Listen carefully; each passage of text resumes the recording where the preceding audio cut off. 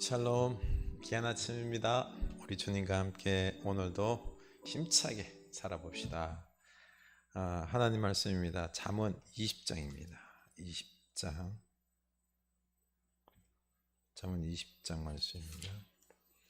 20절에서 25절까지만 보겠습니다. 읽겠습니다. 자기의 아비나 어미를 저주하는 자는 그의 등불이 흑암 중에 꺼짐을 당하리라. 처음에 속히 잡은 산업은 마침내 복이 되지 아니하느니라. 너는 악을 갚겠다 말하지 말고 여호와를 기다리라. 그가 너를 구원하시리라. 한결같지 않은 저울추는 여호와께서 미워하시는 것이요 속이는 저울은 좋지 못한 것이니라. 사람의 걸음은 여호와로 말미암나니 사람이 어찌 자기의 길을 알 수 있으랴. 함부로 이 물건은 거룩하다 하여 서원하고 그 후에 살피면 그것이 그 사람에게 덫이 되느니라. 아멘.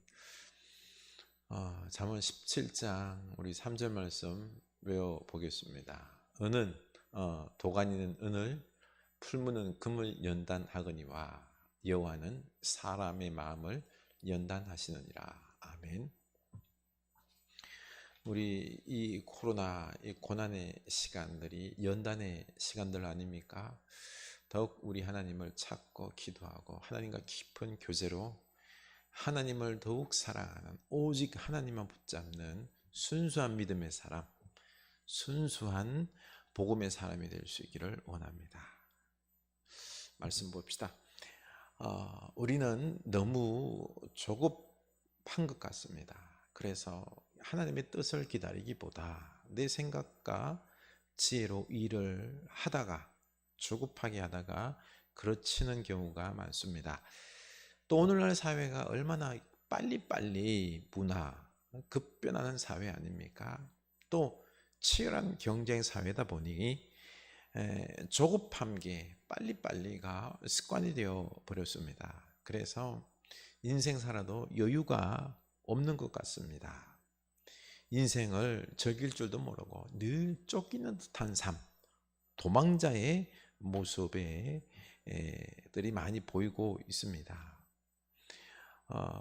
내가 계획해 놓은 어떤 성공 계획에 쫓기고, 그리고 직장에 가면은 이 상사들이 또 우리를 쪼우죠.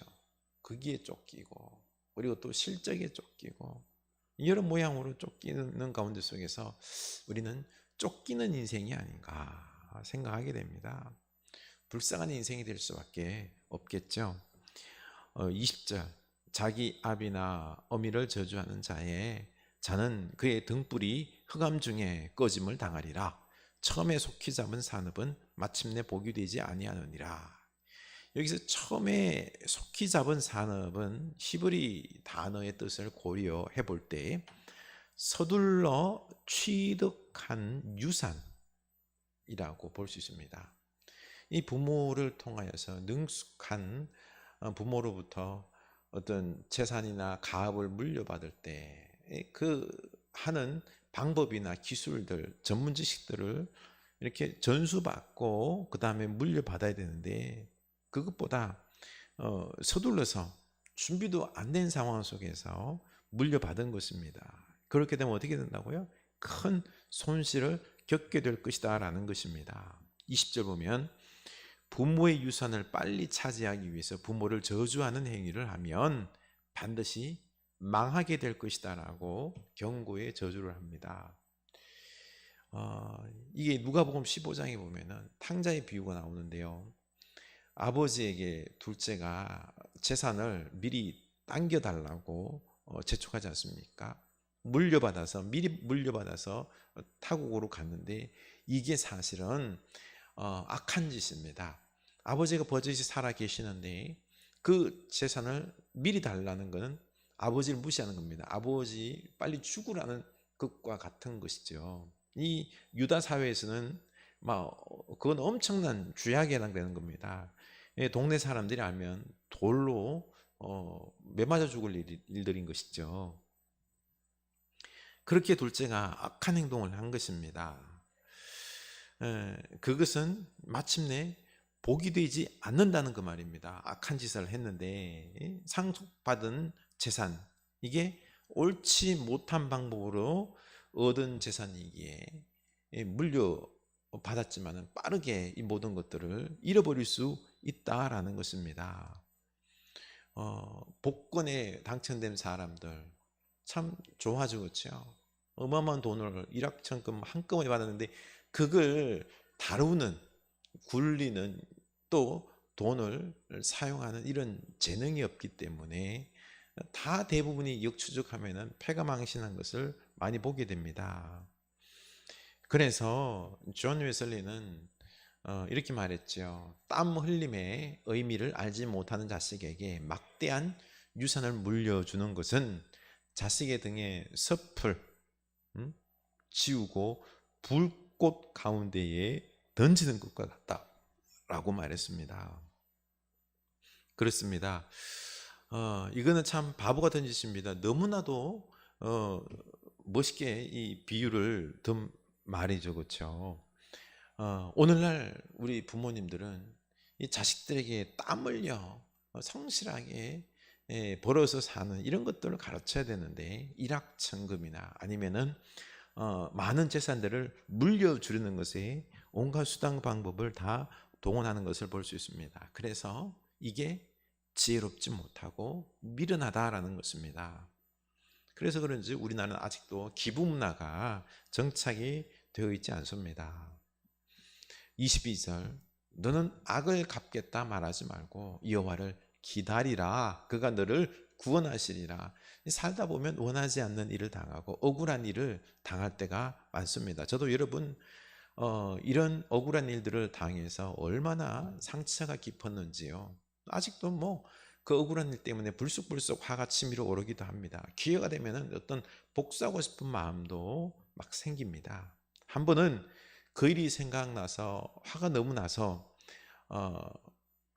내가 어쩔 줄 몰라 하고 있는데 그때 그 점에 묵상한 말씀이 용서하라는 것이었습니다. 오늘 말씀처럼 악을 갚지 말고 하나님께 맡기라는 말씀인 거죠. 그래서 기도하는 중에 그 일 때문에 우리 교회가 이쪽으로 이사 오는 계기가 되었던 것입니다.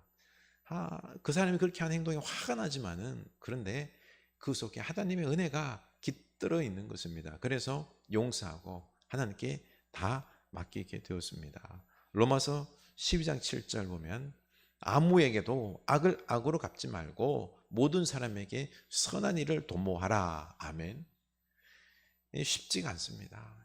이게 참 지혜인데 쉽지가 않아요. 그럼에도 우리는 묵상을 하면서 하나님께 맡겨야 합니다. 그러면 하나님께서 지혜를 주십니다. 우리가 만약에 원수를 갚으려고 그 일들을 다시 생각해 내면 어떻게 될까요? 우리 머릿속에 마음속에 그 과거의 아픈 그 상처받은 기억이 다시 새록새록 나면서 분노 속에서 내 생각이 그걸로 가득 차는 비극이 생기는 거죠. 그렇죠? 우리가 행복하지 못한 겁니다. 발목 붙잡혀 있는 것입니다. 만약에 또 복수한다고 생각하고 미래를 그렇게 어떻게 복수할까 생각한다고 할 때 미래가 그런 나쁜 일에 휘말리게 된다는 것입니다.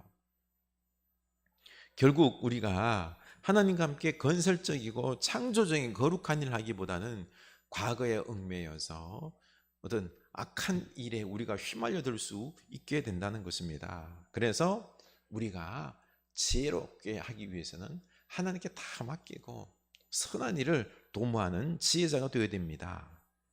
23절, 한결같지 않은 저울추는 여호와께서 미워하시는 것이요 속이는 저울은 좋지 못한 것이니라. 24절, 사람의 걸음은 여호와로 말미암나니 사람이 없지 자기 길을 알 수 있으랴. 저울추로 왜 속이죠? 왜 저울추를 속일까요? 더 빨리 더 많은 돈을 벌기 위해서 조급한 마음에 수단과 방법을 가리지 않다 보니까 이런 속이는 죄를 범하게 되는 것입니다. 그러나 전도서 9장 11절에서 내가 다시 해 아래에서 보니 빠른 경주자들이라고 선착하는 것도 아니요 용사들이라고 전쟁에 승리하는 것도 아니며 지혜자들이라고 음식물을 얻는 것도 아니고 명철자들이라고 재물을 얻는 것도 아니며 지식인들이라고 은총을 입는 것이 아니니 이는 시기와 기회는 이들 모두에게 임하느니라. 아멘. 세상 보면 그렇습니다. 빠르다고 늘 달리기 1등하는 건 아닙니다. 용사라고 늘 승리하는 건 아닙니다. 그렇습니다. 명철자라고 해서 재물을 막 끌어모으는 것도 아닙니다. 하나님께서 기회를 주십니다. 하나님께 맡기고 그저 우리가 정직하게 살다 보면 하나님께서 때가 되면은 우리에게 부어 주십니다. 높여 주십니다.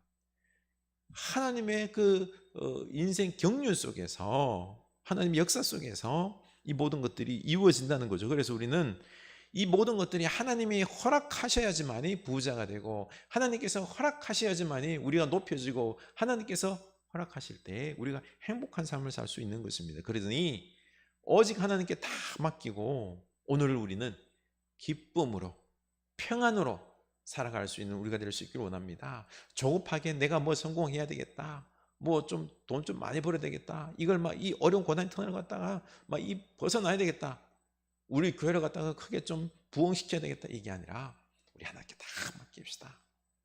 하나님께서 기회를 주실 줄을 믿고 우리의 평안과 오늘을 기뻐하면서 살아가는 지혜자가 될 수 있기를 주님의 이름으로 축원합니다. 기도합시다.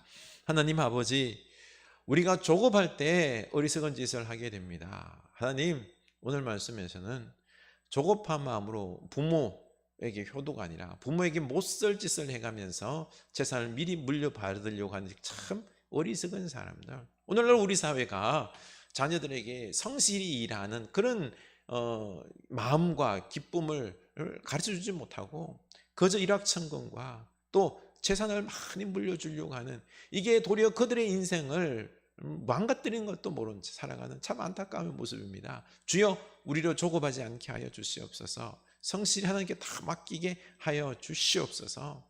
하나님이 살다 보면은 악한 일을 당할 때가 있습니다. 주여, 하나님께 다 맡기게 하여 주시옵소서. 조급하면 분노하면서 내 손으로 빨리 보복해야 되겠다가 아니라 하나님께서 정확하게 심판하실 줄로 믿고 다 맡길 줄 아는 우리 지혜자들 되게 하여 주시옵소서. 하나님께서 때가 되면은 우리에게 역사를 베푸셔서 높이시고 부어주실 줄로 믿습니다. 하나님, 똑똑하다고, 그리고 또한 빠르다고, 돈이 있다고 뭐 다 이루는 것이 아닙니다. 하나님께서 기회를 주시고 하나님께서 부어주신 줄로 압니다. 주여, 우리가 하나님의 이런 역사를, 경륜을 알고 맡기고 조급하지 아니하고 평안한 가운데 속에서 오늘을 즐기며 기뻐하며 열심히 삶을 살아갈 때 하나님께서 부어주시고 높이 드실 줄로 믿사오니 주여, 이렇게 지혜롭게 살아갈 수 있는 여유로운 자들 다 되게 하여 주시옵소서. 예수님 이름으로 기도합니다. 아멘.